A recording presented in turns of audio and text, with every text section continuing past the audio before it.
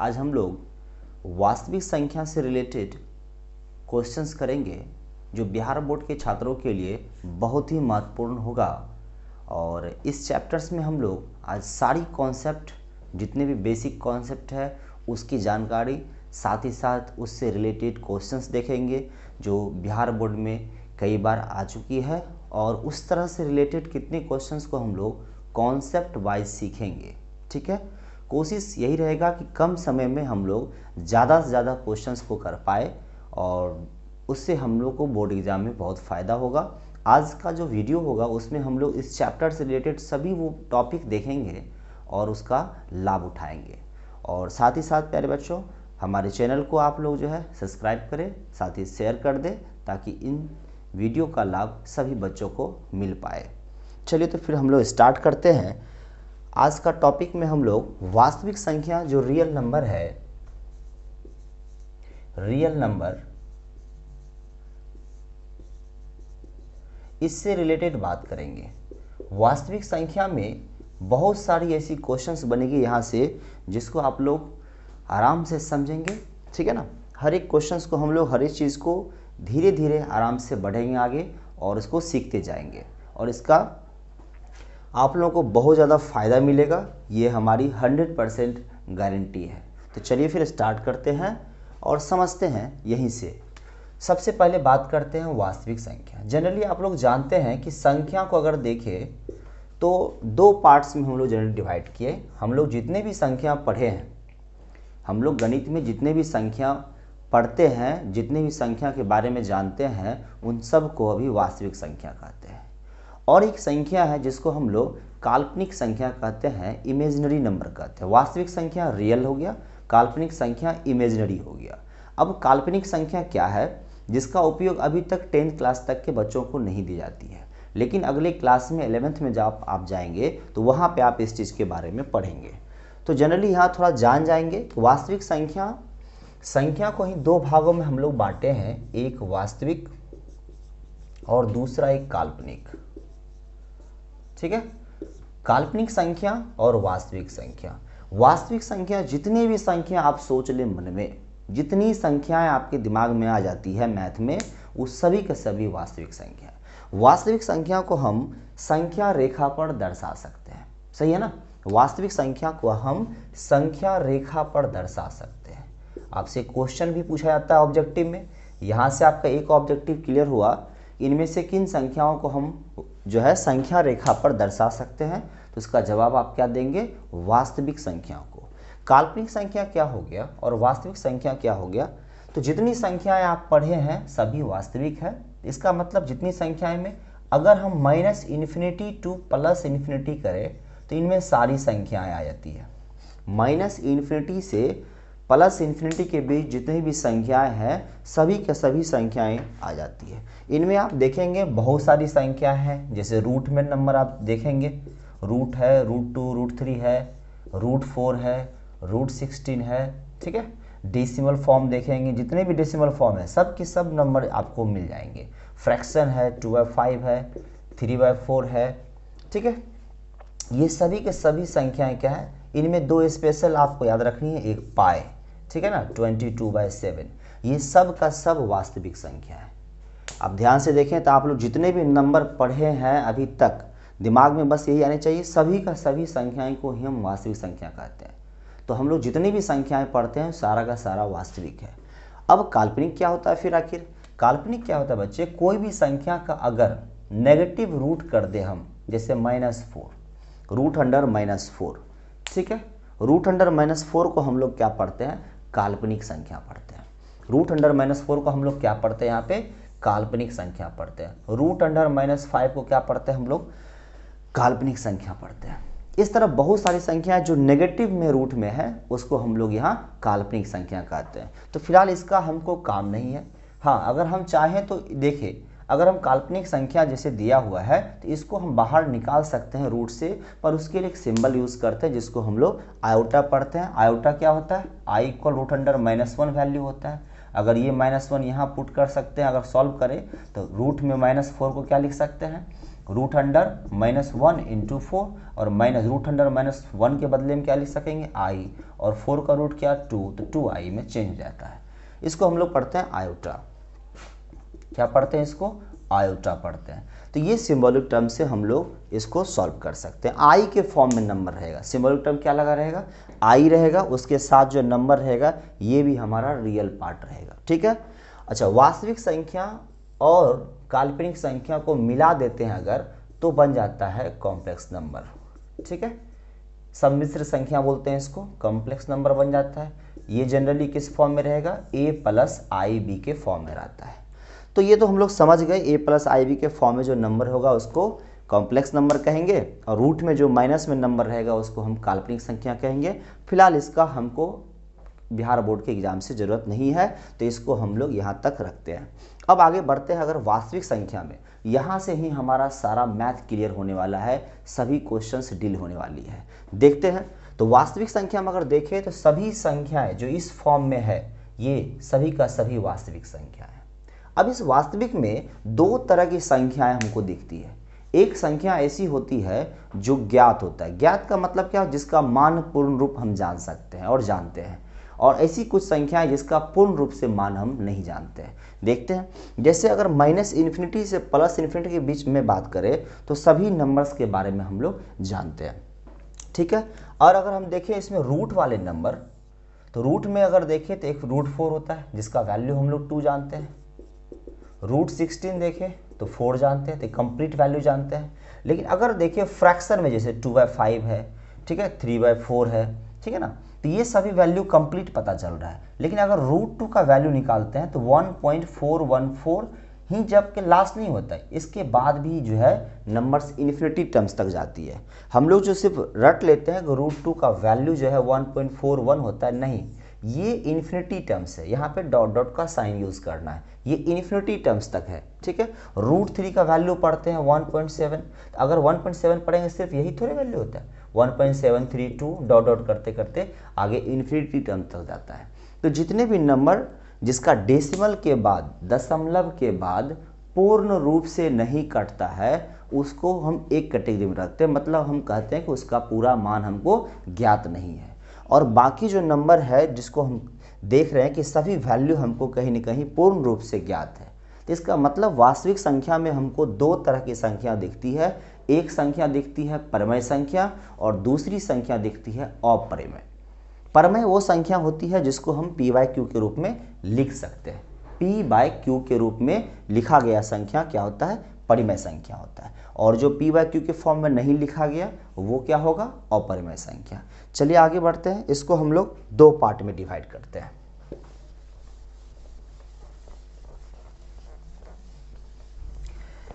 तो यहाँ से एक जानकारी मिल गई हमको कि वास्तविक संख्या को हम दो भागों में बांटे। वास्तविक संख्या में हमको दो तरह की नंबर दिखती है, एक जो पूर्ण रूप से ज्ञात है, एक जो ज्ञात नहीं है। तो जो ज्ञात है वो परिमेय संख्या है, वो क्या है? परिमेय संख्या। और जो ज्ञात नहीं है वो क्या है? अपरिमेय संख्या है। अपरिमेय संख्या, परिमेय संख्या जिसको हम लोग रेशनल नंबर कहते हैं, और ये इरेशनल नंबर हो गया, ये हो गया इरेशनल नंबर। तो परिमेय संख्या जो पूर्ण रूप से ज्ञात है, या फिर कह सकते हैं जिसको हम p/q के फॉर्म में लिख सकते हैं। ऐसी संख्या जिसको p/q के फॉर्म में लिखा जा सकता है वो परिमेय संख्या। हाँ, ये भी याद रखना है जहाँ पे q का वैल्यू 0 नहीं हो सकता है। p/q एक पूर्णांक होगा, जहाँ p और q क्या होगा? एक पूर्णांक होगा, और q नॉट इक्वल 0 होगा, q का मान 0 नहीं होगा।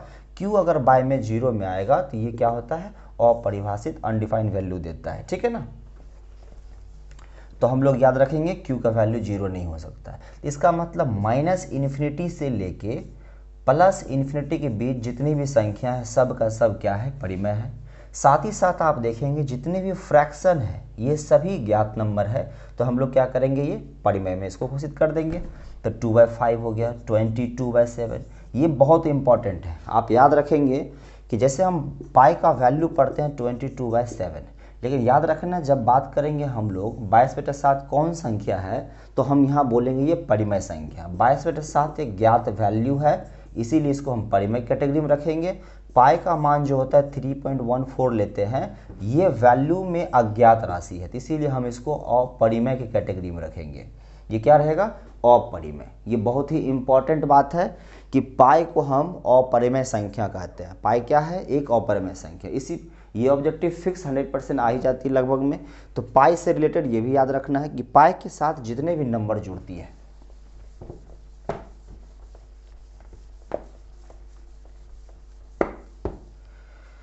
बिल्कुल आराम से समझना है, कहीं कोई दिक्कत नहीं है। एक एक ऑब्जेक्टिव को हम लोग आज क्लियर करने वाले हैं। तो पाई से रिलेटेड आप याद रखेंगे, पाई के साथ में अगर हम प्लस कर दे कोई नंबर, पाई के साथ में माइनस कर दे, पाई के साथ में मल्टीपल कर दे, पाई के साथ में डिवाइड कर दे, तो ये पाई के साथ कोई भी रिलेशन होगा तो उसको हम हमेशा अपरिमेय संख्या मानेंगे।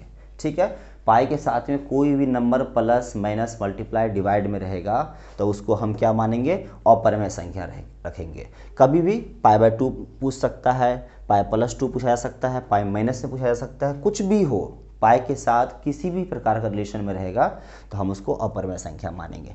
पर ध्यान से ऐसा कोई कंक्लूजन ना डाल दे इसमें आपको, अब लिख दे पाई बाय 2 पाई कौन संख्या, तो पाई पाई तो कैंसिल हो जाएगा। तो इस अनुसार तो इस तरह कंडीशन नहीं, पाई के साथ प्लस माइनस डायरेक्ट रहेगा तो उस चीज़ में हम लोग अपरिमेय मानेंगे। तो यहाँ पे कन्फ्यूज नहीं होनी है। ठीक है, चलिए आप बढ़ते हैं।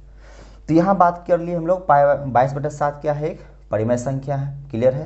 तो ये देख लिया। रूट में अगर बात करें तो रूट में 4, रूट में 16, रूट में 25, रूट में 36, ये सभी क्या होती है? परिमेय संख्या होती है। रूट में ऐसा मान जिसका आप पूरा पूरा कंप्लीट वैल्यू निकाल सकते हैं, वो सभी परिमेय संख्या है। ठीक है? रूट में रूट 4 का वैल्यू 2 होता है, 16 का वैल्यू 4 होता है, 25 का 5 होता है। तो इस तरह की जो संख्या आएगी रूट में, वो आपका क्या होगा? परिमेय संख्या होगा। ये बिल्कुल याद रखना है। अपरिमेय को सीधा आप पहचानेंगे कि जितनी संख्याएं हैं जो कि रूट से बाहर नहीं होती है, जैसे root 2, root 3, root 5, root 7, root 11, root 13, ये सब का सब क्या है? अपरिमेय संख्या है। ठीक है? और साथ में स्पेशली किसको याद रखेंगे? आप पाई को याद रखेंगे। इतना बात क्लियर है आप लोगों के लिए? तो परिमेय और अपरिमेय का सबसे मेन जो पहचान है वो सबका क्लियर हो गया। पहचान आप सभी को अच्छे से समझ में आ गया होगा। पहचान में कहीं डाउट नहीं होनी चाहिए कि परिमेय कैसे पहचानेंगे। जितने भी संख्याएं हैं -इन्फिनिटी से +इन्फिनिटी, वो सभी परिमेय संख्या है। फ्रैक्शन में जो नंबर है वो परिमेय संख्या में होगा। रूट में वो सभी संख्याएं जिसका परिपूर्ण वर्गमूल होता है। ठीक है? परिपूर्ण वर्ग संख्या जितने भी है वो सभी का सभी परिमेय संख्या होगा। और अपरिमेय संख्या में स्पेशली आप याद रखेंगे जो संख्या का वर्गमूल हम ज्ञात नहीं कर सकते हैं, सिंपल, जिसका वर्गमूल पूरा पूरा नहीं निकलेगा, वो अपरिमेय संख्या है। इसके अलावा अगर बात करें तो पाई के साथ जितना भी रिलेशन में रहेगा वो सभी अपरिमेय संख्या है। तो परिमेय अपरिमेय संख्या पर जब ऑब्जेक्टिव आएगा, ऑब्जेक्टिव इतना आसानी से नहीं रहेगा, बहुत सिंपल भी रहेगा, तो बहुत आपको घुमा फिरा के भी रहेगा। चलिए कुछ क्वेश्चन देखते हैं ताकि आप समझ पाए कि ऑब्जेक्टिव किस तरह रहेगा।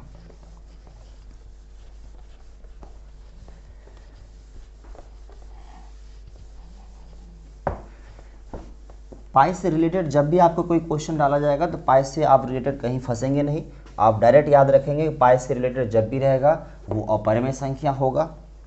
अब सिंपल आपसे पूछा जाएगा कि रूट 2, रूट 7, रूट 11, 345/72। अब ये क्वेश्चंस को अगर देखें ध्यान से तो 45, 48 कर देते हैं। ठीक है? तो इसको अब सॉल्व करना है, इसमें कौन सा परिमेय संख्या है? तो आपको लगेगा, ऐसे तो लग रहा है सिंपल ये अपरिमेय है, अपरिमेय है, अपरिमेय है, ये परिमेय बिल्कुल है, लेकिन आपको लग रहा होगा जैसे कि रूट से कैसे निकलेगा। तो आप इसको सॉल्व करेंगे, बहुत सिंपल है ये, इसको सॉल्व करना है। कभी भी डायरेक्ट आंसर नहीं देनी है। ठीक है ना? डायरेक्ट कभी भी आंसर नहीं देनी है, आपको इसको सॉल्व करनी है। इसको क्या लिख सकते हैं आप? 48 को आप सॉल्व करेंगे तो लिख सकते हैं 16 × 3 का रूट, और 16 का रूट कितना होता है? 4, 4 बाहर आ जाएगा, 4√3। उसी तरह 72 को तोड़ेंगे 36 × 2, तो ये क्या हो जाएगा? 6√2। ठीक है? ये क्लियर है? इसमें मिस्टेक हुआ? चलिए, तो इसमें आपको क्लियर दिख रहा होगा ये नंबर मिस्टेक है, तो दूसरा नंबर कुछ चूज करते हैं, इसमें लेते हैं।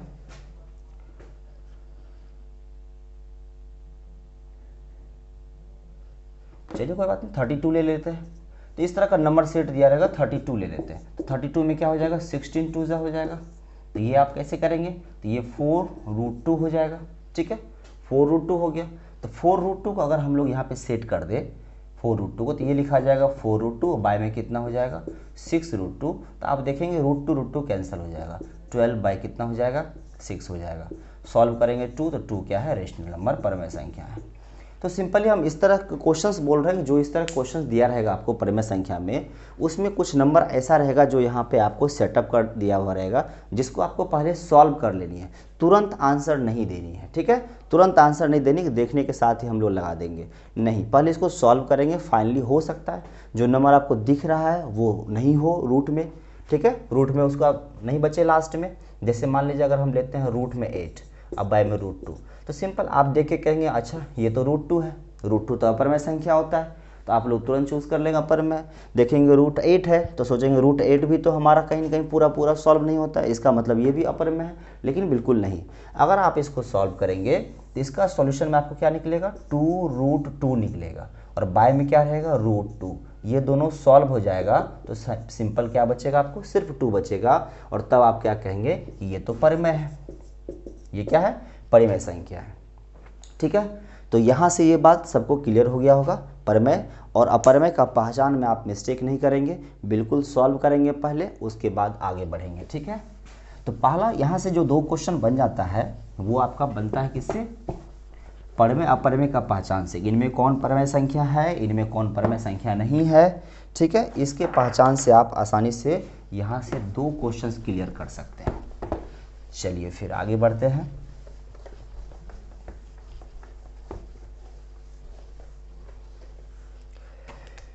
जैसे यहाँ पे आप देखेंगे संख्या से बहुत सारे क्वेश्चंस आता है, तो सारे संख्या को आप लोग नॉलेज में रखेंगे। जैसे परिमेय संख्या के बारे में बात करते हैं, तो जितने भी परिमेय संख्या वो तो पढ़ लिया, वास्तविक संख्या से एक परिमेय बना, दूसरा वास्तविक संख्या से अपरिमेय बना, परिमेय और अपरिमेय, ठीक है ना, परिमेय और अपरिमेय। आइए तो अब परिमेय संख्या, अब इसमें जितने भी परिमेय बनता है आपको पता है कि वास्तविक संख्या से परिमेय बना है, वास्तविक संख्या से अपरिमेय बना है, तो इसका मतलब सभी परिमेय संख्या को हम वास्तविक कह सकते हैं, जितने भी परिमेय संख्या है उसको हम वास्तविक संख्या कह सकते हैं, और जितने भी अपरिमेय संख्या है इसको भी हम वास्तविक संख्या कह सकते हैं। साथ ही साथ हम क्या देखेंगे कि जितने भी वास्तविक संख्या है उसको हम परिमेय नहीं कहेंगे, सभी वास्तविक संख्या को हम अपरिमेय संख्या नहीं कहेंगे, ठीक है ना। इस पर भी आपका एक क्वेश्चन बनता है, क्या सभी परिमेय संख्या को वास्तविक संख्या कहेंगे, तो जवाब क्या होगा हाँ या नहीं में, हाँ होगा। क्या सभी अपरिमेय संख्या एक वास्तविक संख्या है, तो जितना भी अपरिमेय है सबका सब वास्तविक है, तो ये भी हाँ होगा। लेकिन सभी वास्तविक को हम इंडिविजुअल ना परिमेय कहेंगे ना ही अपरिमेय कहेंगे। चलिए, तो परिमेय संख्या में हमको 2 तरह का नंबर दिखता है, एक दिखता है हमको पूर्णांक, ठीक है, और दूसरा दिखता है भिन्न। पूर्णांक में आपको -∞ 2 क्या आ गया, ठीक है, +∞, और भिन्न में आपको जितना भी नंबर था 2/5 या 10/5 ये सभी भिन्न आ गया। तो भिन्न का भी बहुत सारा टाइप है, जिसको यहाँ नहीं जाननी, यहाँ तो समझ में आ गया कि भिन्न है। अब बात करते हैं अगर पूर्णांक का, तो पूर्णांक में हम लोगों को 3 तरह का पूर्णांक दिखता है। एक दिखता है हमको बीच का 0, एक -∞, -1 से स्टार्ट करेंगे और -∞ तक, और एक प्लस में 1 से स्टार्ट करेंगे और +∞ तक। तो यहाँ हो गया ऋणात्मक पूर्णांक, ठीक है, ये भी आपको याद रखना है, ये ऋणात्मक है, ये 0 हो गया, और ये क्या हो गया धनात्मक पूर्णांक। धनात्मक पूर्णांक ये नेगेटिव इंटीजर्स, ये 0, और ये क्या हो गया पॉजिटिव इंटीजर्स। तो पूर्णांक में आपको 3 तरह का संख्याएं देखने को मिलता है। अगर आप इसमें कहें धनात्मक को, तो धनात्मक पूर्णांक को ही आप क्या कहते हैं प्राकृत संख्या कहते हैं, या प्राकृतिक संख्या कहते हैं, नेचुरल नंबर कहते हैं। तो गिनती की संख्या 1 से स्टार्ट होता है, इसको नेचुरल नंबर प्राकृत संख्या कहते हैं। अगर आप इसमें 0 को मिला दे तो 0 और प्राकृत संख्या मिल के क्या बन जाता है पूर्ण संख्या बन जाता है। क्या बन जाता है पूर्ण संख्या बन जाता है। और ऋणात्मक संख्या आपका यहाँ हो गया। तो प्राकृत संख्या 1 से लेकर अनंत तक, और अगर 0 इसमें सम्मिलित कर देंगे तो बन जाएगा पूर्ण संख्या। इस पर तो कम क्वेश्चंस बनेगा, लेकिन आपको ये याद रखना है पूर्णांक में 3 तरह का है, ऋणात्मक पूर्णांक, धनात्मक पूर्णांक और जीरो। ठीक है, आप अगर जीरो से आगे बढ़ेंगे तो जीरो से ये सभी बड़ी संख्या है, लेकिन जीरो से जब पीछे जाएंगे तो ये जीरो से सभी छोटी संख्या है। मतलब माइनस से बड़ा जीरो होगा और जीरो से बड़ा सभी पॉजिटिव नंबर होगा। ये बात ध्यान रखना है आपको, ठीक है, इसमें मिस्टेक नहीं करनी है। तो परमेय संख्याओं को ये इस तरह भाग में बांट दिए। प्राकृत संख्या में बहुत सारी संख्या है। अगर बात करते हैं हम प्राकृत संख्या का, तो इसमें बहुत सारी संख्या है, जैसे सम संख्या है, विषम संख्या है, और भी है, भाज्य संख्या है, अभाज्य संख्या है, ठीक है, पूर्ण संख्या है। ये मेनली हम लोग इस पर ही बात करते हैं, ये चारों पे, ठीक है। तो इसमें चारों में सम संख्या आपको पता ही है। प्राकृत संख्या ग्रुप में अगर देखें तो दो मेन विशेषकर संख्या, ये दोनों तो पार्ट है, लेकिन दो मेन विशेषकर है प्राकृत में अगर देखें तो, या तो सम है या फिर विषम है। जैसे आप बोलते हैं दो, तो उससे पहले एक क्या होता है, विषम, फिर दो क्या हो गया, सम, फिर तीन है विषम, चार है सम, फिर पाँच है विषम, फिर छः है सम, फिर सात है विषम, फिर आठ है आपका सम। क्लियर है ना। तो प्राकृत संख्या ग्रुप में मेनली दो है, ठीक है, दो संख्या है, एक सम को हम लोग और विषम को। इन्हीं में जब हम पार्ट करते हैं तो फिर उनमें एक भाज्य आता है और एक क्या होता है, अभाज्य संख्या। तो भाज्य संख्या क्या होता है, एक क्वेश्चन यहाँ पूछा जाता है कि प्राकृत संख्या में जो सम संख्या है, सम संख्या का सामान्य रूप क्या होता है। तो जितने भी सम संख्या है उसको हम 2n के रूप में लिख सकते हैं। अच्छा, n क्या होता है, यहाँ पे एक नेचुरल नंबर, ठीक है ना, n कोई पूर्णांक ही होगा यहाँ भी। तो n ना लिखा रहा कि यहाँ पे p लिख दे, q लिख दे, m लिख दे, कोई फर्क नहीं पड़ेगा, यहाँ 2 रहेगा। तो ये सब का सब कहीं ना कहीं बस एक ही बात है, बस यहाँ पे n क्या है, एक नेचुरल नंबर को शो करता है। अगर हम यहाँ पे 1 रखेंगे तो 2 1 2 हो जाएगा, ना। 2 रखेंगे तो 2 2 जा 4 हो जाएगा, 3 रखेंगे 2 3 जा 6 हो जाएगा, 4 रखेंगे 2 4 जा 8 हो जाएगा। तो 2 से गुणनफल करते जाएंगे। तो ये जनरली लिखा जाता है कि 2n के फॉर्म में है, या 2p के फॉर्म में है, 2m के फॉर्म में है, या 2q के फॉर्म में है। तो ये सभी का सभी सम संख्या को डिनोट करता है। अगर बात करें विषम संख्या का, तो विषम संख्या जनरली 2q + 1 या 2q - 1। अच्छा, यहाँ q के बदले में n भी हो सकता है, m भी हो सकता है। ये भी एक पूर्णांक को डिनोट करता है, ठीक है ना। अब यहाँ पे एक नेचुरल नंबर है, तो जनरली हम यहाँ पे 2n मान के चलते हैं। अगर तो n जनरली सिंबल हम लोग यूज़ करते हैं नेचुरल नंबर के लिए। तो 1 रखेंगे यहाँ पे, तो 2 1 जा 1 हो जाएगा, 2 हो जाएगा, 2 में से 1 घटेगा तो 1 हो जाएगा। अगर 2 रखेंगे तो 2 गुना 2 4 में से 1 घटाएंगे 3 हो जाएगा। 3 रखेंगे 3 दूनी 6 में से 1 घटाएंगे 5 हो जाएगा, ठीक है। 4 रखें 4 दूनी 8 में से 1 घटाएंगे 7 हो जाएगा। इस तरह की बहुत सारी संख्याएं निकल जाएगी। तो ये जनरल फॉर्म है। ऑब्जेक्टिव में कई बार क्वेश्चन इस पे आ चुका है कि इनमें से कौन विषम संख्या का रूप है या इनमें से कौन सम संख्या का रूप है। तो सम संख्या का रूप आप देख लिए ध्यान से, यहाँ पे विषम संख्या का रूप भी आपको दिख गया। भाज्य संख्या क्या होता है, जितनी भी संख्याएं हैं जिसका गुणनखंड जो है, गुणनखंड आपका जिसका 2 से अधिक हो, ठीक है, 2 से अधिक। अगर मोर देन 2 फैक्टर्स है तो उसको हम लोग बोलते हैं भाज्य संख्या, ठीक है। 2 से ज़्यादा संख्याओं से विभाजित होने वाली संख्या क्या होगा, भाज्य संख्या, ठीक है ना। जैसे मान लीजिए 4 लेते हैं, तो 4 संख्या आपको दिख रहा होगा, 4 1 से भी भाग लगता है, 2 से भी लगता है और 4 से भी लगता है। 2 से ज़्यादा संख्या से भाग लग रहा है। अगर हम 6 लेते हैं तो 1 से भाग लगता है, 2 से लगता है, 3 से लगता है और फिर 6 से भी लगता है। इस तरह की संख्याएं जो है वो क्या है, आपका भाज्य संख्या है। तो 6 है, 4 है, फिर 8 है, फिर 9 है। आपसे पूछा जा सकता है सबसे छोटी भाज्य संख्या, तो आप बोलेंगे 4। सबसे छोटी विषम भाज्य संख्या तो 9। सम भाज्य संख्या में 4। 9 को याद रखना है आपको, 9 भी क्या है, एक भाज्य संख्या है। इसको आप विषम तो कहते ही हैं, साथ साथ भाज्य संख्या, क्योंकि इसका फैक्टर कितना है, 1 है, 3 है, 9 है। तो इसीलिए ये सभी जो है भाग करने वाली संख्या है, तो इसको हम लोग क्या कहेंगे, भाज्य संख्या है। अब बात करते हैं हम लोग अभाज्य संख्या के बारे में।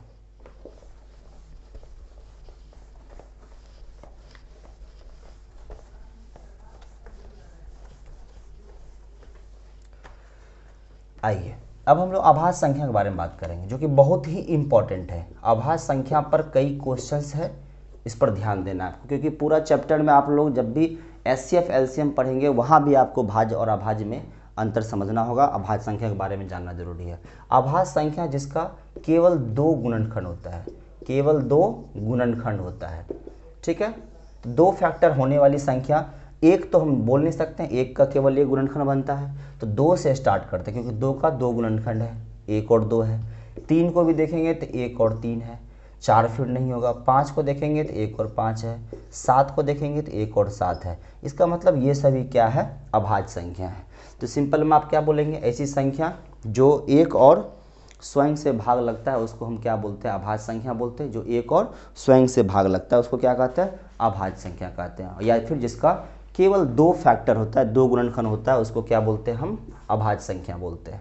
अभाज्य संख्या अगर बात करें 7 के बाद इस तरह सीरीज में, तो 1 से लेके 50 के बीच में जो है, 1 से 50 के बीच में कुल 15 अभाज्य संख्या है, और 50 से 100 के बीच में जो है वो आपका 10 अभाज्य संख्या है। मतलब टोटल कहे तो 1 से लेके 100 के बीच में जो है 25 अभाज्य संख्या है। 1 से लेके 100 के बीच में 25 अभाज्य संख्या है। तो इस पर आपको क्वेश्चन आता भी है, 1 से 50 के बीच कितनी अभाज्य संख्या है, या 50 से 100 के बीच कितनी अभाज्य संख्या है। तो ये आपको याद रखना है ताकि इससे आप आसानी से जल्दीबाजी में क्वेश्चंस को आगे डील कर सकते हैं, ठीक है। अभाज्य संख्या समझ में आ गया होगा। तो यहाँ से भी क्वेश्चंस बनता है बहुत सारा कि अभाज्य संख्या के गुणनखंड के रूप में व्यक्त करने का क्वेश्चन आता है। बहुत सारा क्वेश्चन इस पे बनता है। देखते हैं कुछ क्वेश्चन और समझते हैं यहाँ से।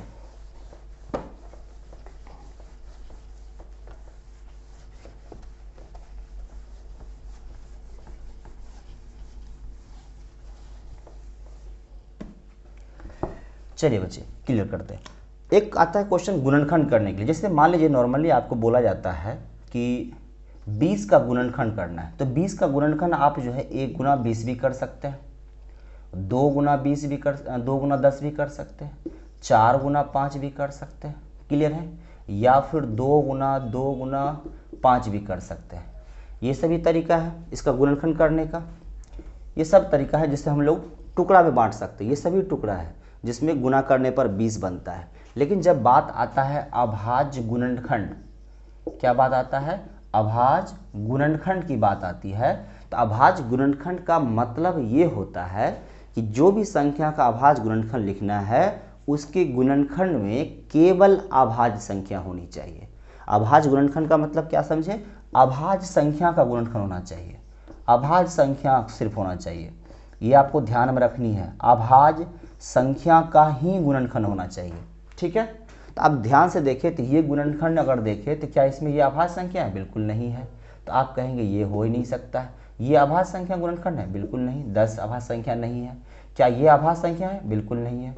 लेकिन अगर इसको देखें आप तो ये 2 गुना 5, ये जो है 2 और 5 दो संख्या इसमें आया है और दोनों अभाज्य संख्या है। इसका मतलब यही है अभाज्य गुणनखंड। ये क्या है, अभाज्य गुणनखंड है। तो आप इस तरह करके कोई भी संख्या का अभाज्य गुणनखंड बता सकते हैं। लेकिन हाँ, ध्यान रखनी है उसमें कि जो भी अभाज्य गुणनखंड होगा वो अभाज्य संख्या के ही गुणनखंड के रूप में होनी चाहिए। जैसे 40 को लिखेंगे तो 40 को आप बगल में इस तरह तोड़ सकते हैं। अगर आपको याद नहीं रहेगा तो आप इस तरह तोड़ सकते हैं, एलसीएम के फॉर्म में लेके 2 से लगाएंगे 20, फिर 2 से लगाएंगे 10, फिर 2 से लगाएंगे 5। तो क्या हो गया, ये 2 गुना 5 हो गया। क्लियर है। छोटे छोटे संख्या देगी तो वो तो आप आसानी से बता सकते हैं, लेकिन अगर बड़ी से बड़ी संख्या आएगी तो फिर उसको आप क्या करेंगे, बगल में इस तरह एलसीएम के फॉर्म में जैसे निकालते हैं निकाल लेंगे और फिर यहाँ पे लिखेंगे। अगर देखें, अगर इसको हम पावर के फॉर्म में बदले तो आप इसको लिख सकते हैं 2 1 2 3 है तो 2 पर पावर 3 हो जाएगा, 5 अकेला है तो 5 पर पावर 1 रहेगा।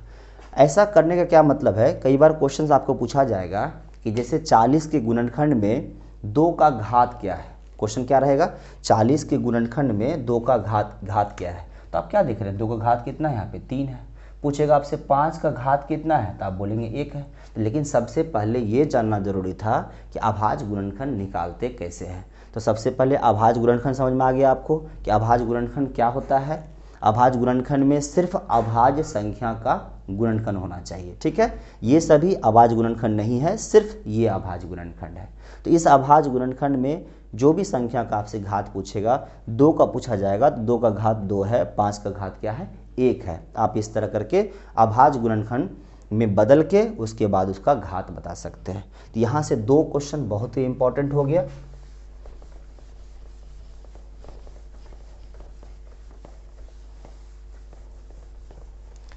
चलिए, आभाज्य संख्या की सीरीज में आपको पूछा भी जाता है सबसे छोटी आभाज्य संख्या क्या है, सबसे छोटी आभाज्य संख्या, तो आप कहेंगे 2 है। सम आभाज्य संख्या, सम आभाज्य संख्या ये भी केवल 2 है, याद रखना आपको, ये केवल 2 है। और बाकी जितना भी है वो सभी विषम आभाज्य संख्या है, विषम आभाज्य संख्या है, ठीक है ना। 3 से स्टार्ट है, 3, 5, 7, 11, 13, ये सभी क्या है, विषम आभाज्य संख्या है। तो आपको अगर ग्रुप में कभी आभाज्य संख्या पहचानने के लिए पूछा जाएगा और उस तरह का नंबर दिया रहेगा, तो जैसे 2 दे दिया है, दूसरा ऑप्शन में आपको 7 दे दिया है, और तीसरा ऑप्शन में आपको 11 दे दिया है, फिर चौथा ऑप्शन में आपको 24 दे दिया है। तो ये बात तो सबसे पहले आपको याद रखनी है कि इनमें पूछा जाएगा कौन आभाज्य संख्या नहीं है, क्योंकि ये आभाज्य संख्या है, आभाज्य संख्या है, ये आभाज्य संख्या है और ये आभाज्य संख्या नहीं है। तो एक तो क्वेश्चन ये आएगा कि इनमें कौन आभाज्य संख्या है, या एक क्वेश्चन आएगा इनमें कौन आभाज्य संख्या नहीं है। जैसे अगला क्वेश्चन देखते, मान लीजिए 3 है और इसमें फिर आपको दे दिया है 25 है, फिर आपको दिया हुआ है 24 है, फिर आपको दिया हुआ है 58 है। मान लीजिए इस तरह दिया हुआ, इनमें कौन अभाज्य संख्या है। जरूरी नहीं कि आपको छोटा नंबर देगा, हो सकता है बड़ा से बड़ा नंबर आपको दिया जाए ऑप्शन में, उसको चूज करना हो। तो सबसे पहले आप तो एक चीज़ तय कर लेंगे कि 2 के अलावा जितनी भी सम संख्या है वो अभाज्य संख्या नहीं है। तो इसका मतलब वह पहले ही ग्रुप कट जाएगा। 24 और 58 तो हो ही नहीं सकता है, क्योंकि 2 के अलावा जितनी भी सम संख्या है वो अभाज्य संख्या नहीं है। अब अगर आपको सम संख्या पहचानना है कि सम संख्या कौन होता है, तो आप जिस भी संख्या के लास्ट में देखेंगे, लास्ट में 0, 2, 4, 6 और 8 है, वो सम संख्या है। जिस संख्या के अंत में 0, 2, 4, 6, 8 है, आप उसको क्या मानेंगे, सम संख्या ग्रुप मानेंगे, वो सम संख्या ग्रुप में होगा।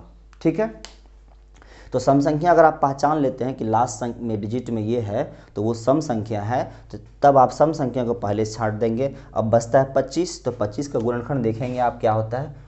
इसका गुणनखंड अगर आप लिखते हैं तो निश्चित है कि ये 5 से भी कटता है, 1 से भी कटता है और 25 से भी कटता है। तो इसका मतलब 2 से ज़्यादा फैक्टर है, तो इसका मतलब ये हो गया कहीं न कहीं ये जो है भाज्य संख्या है। आपको 2 से ज़्यादा फैक्टर जैसे ही पता चल गया, आप तुरंत समझ जाएंगे क्या ये क्या है, भाज्य संख्या है। क्लियर है।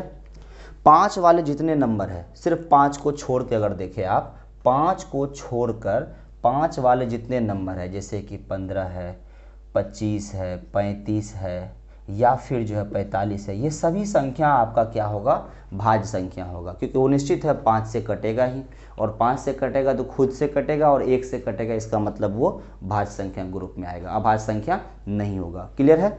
चलिए, तो यहाँ तक आप क्लियर हो गया, भाज्य संख्या आप पहचानना सीख लिए, अभाज्य संख्या पहचानना सीख लिए। और जो मेन एक क्वेश्चन था वो भी आप देखें कि हमको क्या पूछा जाता है कि अभाज्य गुणनखंड में बदलना है।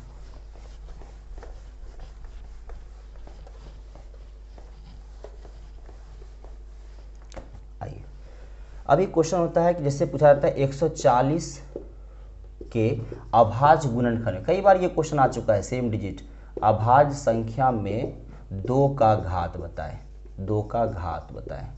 तो आप कैसे बताएंगे, 140 का अभाज्य गुणनखंड कर लीजिए पहले, 70 बार में कटेगा, फिर 2 से करेंगे 35, फिर 2 से करेंगे तो क्या होगा, 2 से नहीं लगेगा, 5 से करेंगे 7, तो 140 बराबर क्या हो गया, 2 गुना 2 गुना 5 गुना 7। याद रखना ये है आपका अभाज्य गुणनखंड। गलती से भी आप इसको कोई और टुकड़ा में नहीं मार देंगे, 7 गुना 20 नहीं कर देंगे या 10 गुना 14 नहीं कर देंगे, क्योंकि ये अभाज्य गुणनखंड है ही नहीं।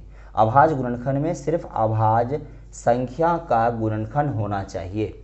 तो इस अनुसार आप अभाज्य गुणनखंड लिखेंगे और फिर क्या देखेंगे कि यहाँ पे कहीं न कहीं 2 का घात 2 है, चूँकि 2 2 बार है, तो इसका मतलब 2 का घात कितना होगा, 2 हो जाएगा। तो आंसर क्या हो गया, 2 का घात, 2 का घात कितना हो गया, 2 हो गया। यहाँ तक आप लोग सीख लिए। क्लियर। तो आप संख्या में आभाज्य संख्या पहचानना समझ गए। आभाज्य गुणनखंड कैसे निकलता है वो बात देखें। आभाज्य गुणनखंड निकलने के बाद उसमें किसी भी संख्या का आपसे घात पूछा जाएगा। घात निकालना बिल्कुल आसान है, ये भी आप आसानी से यहाँ से क्लियर कर सकते हैं। चलिए आगे बढ़ते हैं।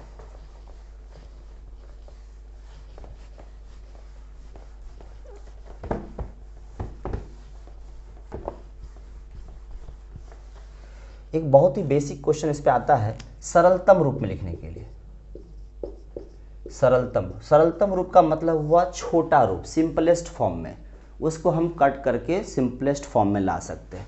बहुत ही सिंपल है, जैसे 15/25 है। कहेगा ये सरलतम रूप है, तो बिल्कुल नहीं, सरलतम रूप नहीं है, ये एक भिन्न है।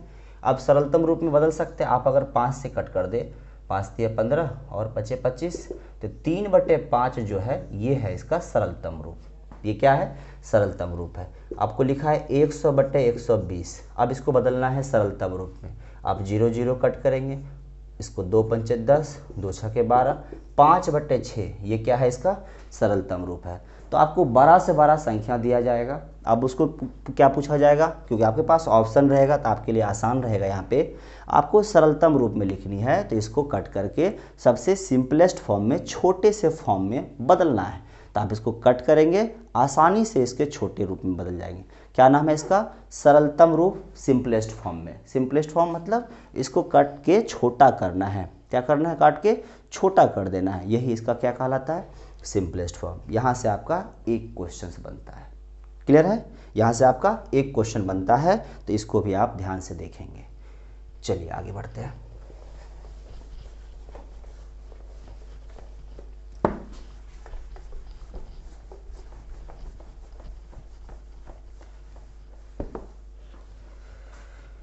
अभाज्य संख्या से हटके एक क्वेश्चन और आपका पूछा जाता है, सह अभाज्य संख्या। सह अभाज्य संख्या क्या होता है? सह अभाज्य संख्या बच्चे क्या होता है?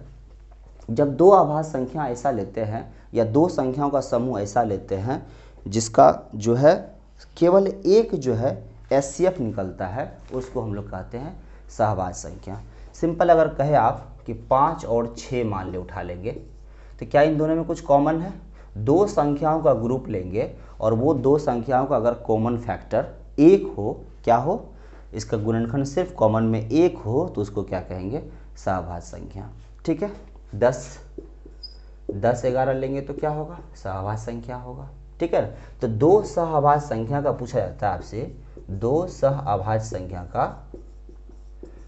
संख्या का मौसा। तो सिंपल है, जब इसका कॉमन फैक्टर ही 1 है, तो आप इसका जवाब क्या देंगे? 1 देंगे आंसर। ठीक है ना? इसका जवाब आप क्या देंगे? 1 आंसर देंगे। तो सहअभाज्य संख्या समझ में आया?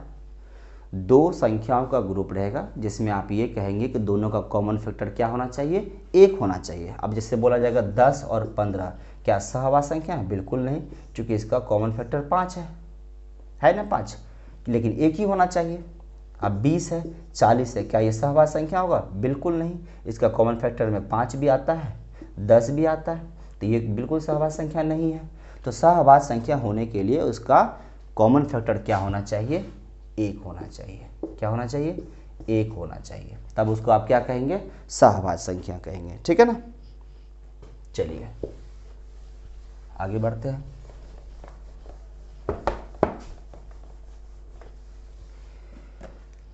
एक देखते हैं हम लोग परिमेय संख्या का दशमलव रूप। यहां से भी आपका क्वेश्चन बनता है। परिमेय संख्या का दशमलव रूप से भी आपका क्वेश्चन बनता है। देखते हैं क्या क्वेश्चन है। जब इसका दशमलव रूप में रखते हैं हम लोग कोई भी, या वास्तविक संख्या का ही कर देते हैं, तो आपको दोनों का समझ में आएगा। अलग अलग कर देते हैं। वास्तविक संख्या का, ठीक है? अगर हम संख्या का दशमलव रूप करें, सीधा समझना है कि दशमलव रूप करें, संख्या को डेसिमल फॉर्म में बदले, तो वहाँ दो फॉर्म में बदलता है हमको। एक फॉर्म जो होता है जिसको हम लोग कहते हैं शांत दशमलव प्रसार, और दूसरों को हम लोग को बोलते क्या? दूसरे को अशांत दशमलव। ठीक है? एक शांत दशमलव हो गया और एक क्या हो गया? अशांत दशमलव प्रसार हो गया। इसको समझना है थोड़ा सा। शांत दशमलव प्रसार बिल्कुल आसान है। आप इसको फिलहाल दो तरीके से समझ सकते हैं। एक तरीका तो बहुत सिंपल है कि जो भी संख्या को आप डिवाइड करेंगे, जैसे मान लीजिए 20 है, इसको आप 8 से भाग देंगे तो कितना बार में कटेगा, 8 दूनी 16 हो जाएगा, दशमलव देंगे, चूँकि 4 शेष रहेगा तो 40 हो जाएगा, 8 पंचे 40 कट गया। दूसरा आप मान लीजिए 50 है, आप इसको भाग करेंगे, किससे भाग करेंगे, 20 से या 25 से, चलिए कोई ऐसा नंबर से भाग करते हैं, 4 से ही भाग कर देते हैं, तो कितना हो जाएगा आपको, 4 से करेंगे, 4 इकाई 4 होगा, 10 बचेगा, 4 दूनी 8 हो जाएगा, 4 पंचे 20 हो जाएगा, ये भी भाग लग गया। क्लियर है। आप मान लीजिए 24 में भाग करते हैं, 5 से भाग किए तो आप क्या देखेंगे, 5 से 5 चौके 20 होता है, क्या बचेगा 4, 40, तो 8 पंचे 40 हो गया। तो आप क्या देख रहे हैं कि दशमलव के बाद पूर्ण रूप से ये संख्याएं कट रहा है। आप क्या देखेंगे इसमें कि दशमलव के बाद पूर्ण रूप से ये सभी संख्याएं कट रहा है, तो इसका मतलब ये शांत दशमलव है। एक तरीका तो ये आपका आसान है कि आप भाग विधि अपना सकते हैं। कोई भी संख्या को शांत दशमलव अगर चेक करना है, पहचानना है, तो आप उस संख्या में भाग करें, हर से अंश में भाग करें, और भाग करने के बाद अगर परिपूर्ण रूप से कट जाता है तो आप कहेंगे क्या कि वो शांत दशमलव है। अब वहीं पे अगर आप भाग करें 20 में 3 से, तो आपको देखिए क्या निकलता है, 3 से भाग करेंगे 6 बार में कटेगा, फिर 0 बचेगा, 2 बचेगा, फिर 0 लगाएंगे, फिर 6 बार में कटेगा, फिर 2 बचेगा, फिर 6 बार में कटेगा, मतलब ये कंप्लीट नहीं कट सकता है। अगर आप भाग करते हैं 100 में भाग करते हैं, मान लीजिए 3 से ही भाग करते हैं, तो 33 बार में 99 होता है, फिर 10 बचेगा, फिर 3 3 दिन आते जाएगा। इस तरह और भी कोई संख्या से भाग करते हैं, मान लीजिए 50 है, भाग करते हैं 7 से, 7 से 49 आएगा, फिर 1 बचेगा, ठीक है ना, 10 होगा, 7 इकाई 7 लेंगे, फिर 3 बचेगा, फिर 30 होगा, 7 चौके 28 होगा, फिर 2 बचेगा, फिर 7 दूनी 14 होगा, फिर 5 बचेगा, 14 6 बचेगा, फिर 60 हो जाएगा, 7 8 56 हो जाएगा, फिर 4 बचेगा, 40 होगा, 7 5 35 हो जाएगा, फिर 5 बचेगा, फिर 7 49 होगा, और फिर ये रिपीट हो जाएगा। बढ़ रहा है ना, इस तरह बढ़ रहा है, फिर 50 हो गया, फिर 7 इकाई 7 लगाएंगे, इस तरह करके बढ़ रहा है। तो आप इसमें क्या देखें कि एक संख्या जो दशमलव के बाद पूरा पूरा कट रहा है, और एक संख्या ऐसा जो दशमलव के बाद पूरा पूरा नहीं कट रहा है, ठीक है, जो दशमलव के बाद पूरा पूरा नहीं कट रहा है। तो दो चीज़ आपको मिलेगा, दशमलव के बाद पूरा पूरा कटने वाला और दशमलव के बाद पूरा पूरा नहीं कटने वाला। तो जब पूरा कट जाएगा तो आप उसको शांत दशमलव कहेंगे, और जब पूरा नहीं कटेगा तो आप उसको क्या कहेंगे, अशांत दशमलव कहेंगे। क्लियर है। जो पूरा पूरा दशमलव के बाद नहीं कटेगा उसको क्या बोलेंगे, अशांत दशमलव प्रसार बोलेंगे। कंप्लीट कट जाएगा तो शांत दशमलव प्रसार बोलेंगे। तो जितने भी शांत दशमलव होता है इसको हम डायरेक्ट चाहे तो परिमेय संख्या के रूप में बदल सकते हैं। मतलब शांत दशमलव पूर्ण रूप से एक परिमेय संख्या के रूप में होता है। ठीक है, ये क्या है, एक परिमेय संख्या है। आपसे क्वेश्चन भी आएगा कि इनमें से कौन परिमेय संख्या है, तो आप बोलेंगे शांत दशमलव प्रसार का ये परिमेय संख्या है। शांत दशमलव जो है पूर्ण रूप से परिमेय संख्या बन जाएगा। अब अशांत में आते हैं तो अशांत में हमको दो तरह का नंबर दिखता है।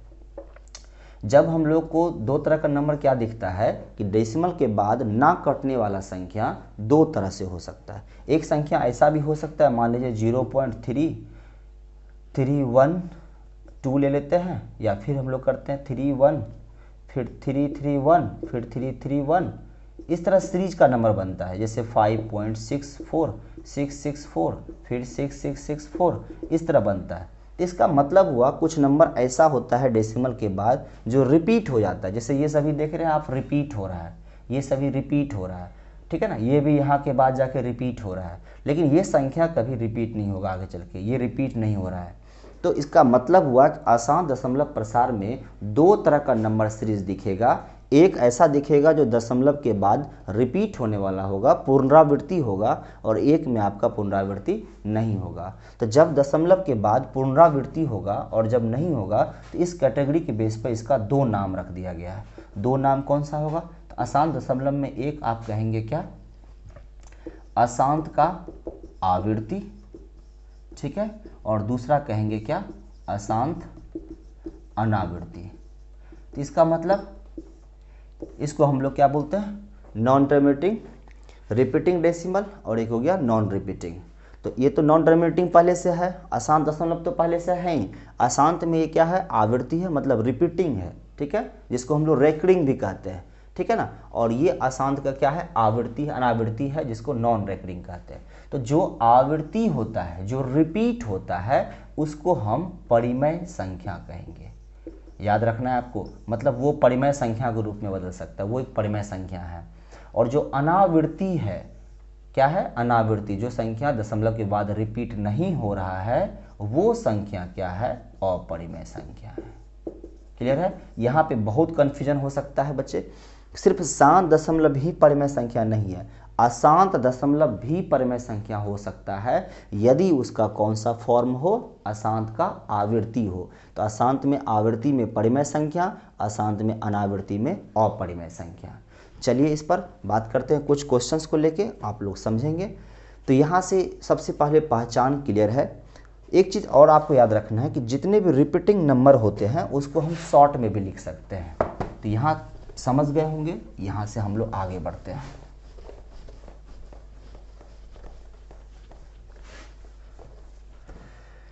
जैसे आपको लिखा है 0.6666 रिपीट हो रहा है, तो इसको शॉर्टकट में आप 0 रेकरिंग लिख सकते हैं, इस तरह 6 रेकरिंग। अगर 0.3636 रिपीट हो रहा है तो इसको आप शॉर्ट में 0.36 पर रेकरिंग लिख सकते हैं। 0.123 रिपीट हो रहा है, जिसको मतलब शॉर्ट में आप 0.13 रेकरिंग लिख सकते हैं। इसमें कहीं कन्फ्यूजन नहीं है। 0. मान लीजिए 2 है, लेकिन अब उसके बाद सिर्फ 4 का रिपीटिंग हो रहा है, तो इसको आप शॉर्ट में 0.24 पर रेकरिंग लिख सकते हैं। ध्यान से देखिए आप, जो रिपीटिंग है उसको हम इस तरह रेकरिंग के शॉर्ट फॉर्म में लिख सकते हैं, रेकरिंग के इस तरह शॉर्ट फॉर्म में लिख सकते हैं। और हमको पता है ये सभी का सभी कौन संख्या बनाता है, परिमेय संख्या बनाता है। तो हमसे ऑब्जेक्टिव में कई बार ये क्वेश्चन पूछा जा चुका है कि क्या क्वेश्चन पूछता है, इस रेकरिंग को जो है परिमेय संख्या के रूप में बदलने के लिए। तो बिल्कुल हम लोग वो आज सीख लेंगे, फिर उसके बाद कहीं दिक्कत नहीं होगा। ये शॉर्ट फॉर्म समझ में आ गया। अब आपको 5 क्वेश्चन यहाँ से हम बताएंगे जिस पर आपको एग्जाम में परिमेय संख्या के रूप में बदलने के लिए आता है। क्या बदलने के लिए आएगा, परिमेय संख्या के रूप में। चलिए क्या क्वेश्चन रहता है आपको, परिमेय संख्या के रूप में बदले, परिमेय संख्या के रूप में बदले। पहला क्वेश्चन जैसे आपको है 0.36, दूसरा है 0.6 रेकरिंग, तीसरा है 0.36 रेकरिंग और चौथा है 0.123 रेकरिंग और पांचवा लेते हैं 0.46 रेकरिंग।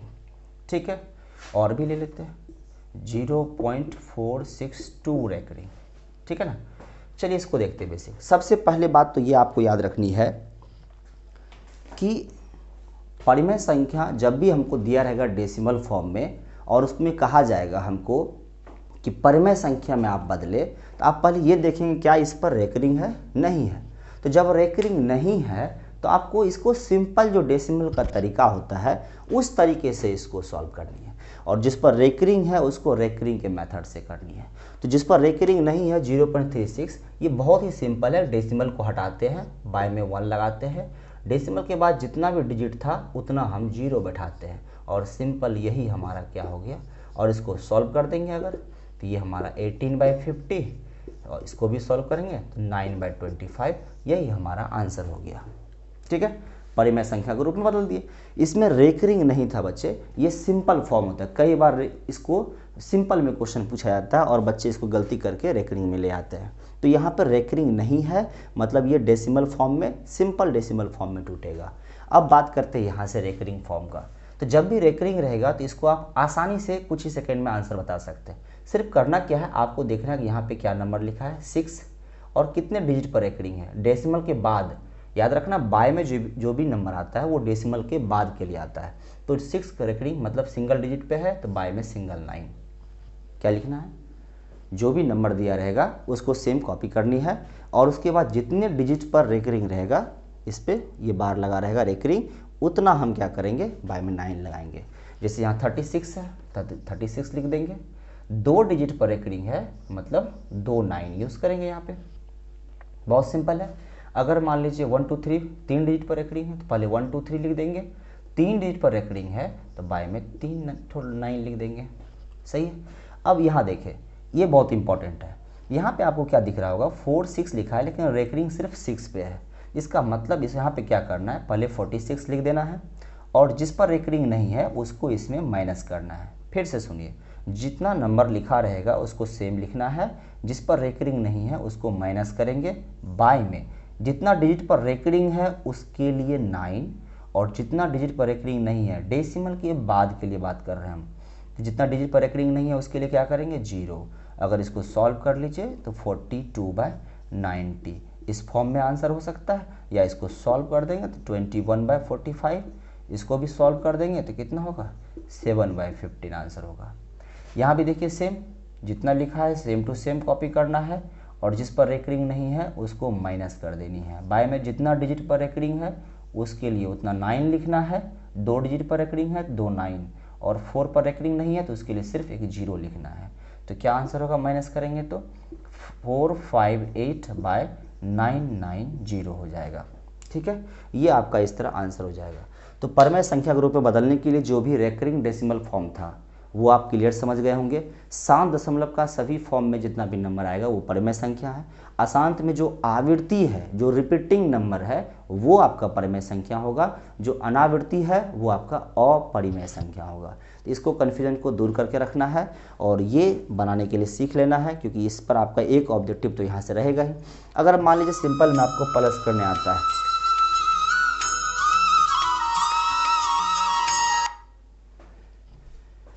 चलिए आपको अगर सिंपल में प्लस करने आता है, जैसे 0.3 रेकरिंग है, प्लस में आपको दे दिया 0.2 रेकरिंग, तो इसको बहुत सिंपल में सॉल्व कर सकते हैं। इस क्वेश्चन को आप सिंपल में, जैसे 0.3 रेकरिंग है तो आपको पता है 3/9 लिखेंगे, इसको 0.2 रेकरिंग है तो इसको 2/9 लिखेंगे, इसको सॉल्व कर देंगे तो क्या होगा 9 कैल्शियम लेंगे इस तरह, तो क्या हो जाएगा 5/9 हो जाएगा। अगर आप इसका आंसर देखेंगे, ठीक है, इसका आंसर आप देखेंगे तो इसका इस तरह फॉर्म में चेंज होगा, यहाँ माइनस भी हो सकता है। तो इस तरह ये सिंपल ऑब्जेक्टिव में आपका क्वेश्चन आ सकता है, जिसमें रेकरिंग डेसिमल फॉर्म को जो है परमेय संख्या के रूप में बदलने के लिए बोला जाएगा, आप आसानी से पहचान लेंगे। ठीक है, चलिए तो आज हम लोग यहाँ तक का क्लियर कर चुके हैं। अगले वीडियो में हम लोग इसका और बाकी बचे सभी क्वेश्चंस का ऑब्जेक्टिव क्वेश्चन देखेंगे, साथ ही साथ जो है इससे इस चैप्टर से रिलेटेड वो सभी इंपॉर्टेंट क्वेश्चंस देखेंगे जो बिहार बोर्ड के एग्ज़ाम के लिए बहुत ही इंपॉर्टेंट है, और सभी क्वेश्चंस का जवाब बेहतरीन तरीके से देखेंगे ताकि आपके क्वेश्चंस का जो मार्क्स है वो आपको टोटल मार्क्स मिले, 100 में 100% मार्क्स आपको कंप्लीट मिले। चलिए मिलते हैं नेक्स्ट वीडियो में, तब तक के लिए थैंक यू।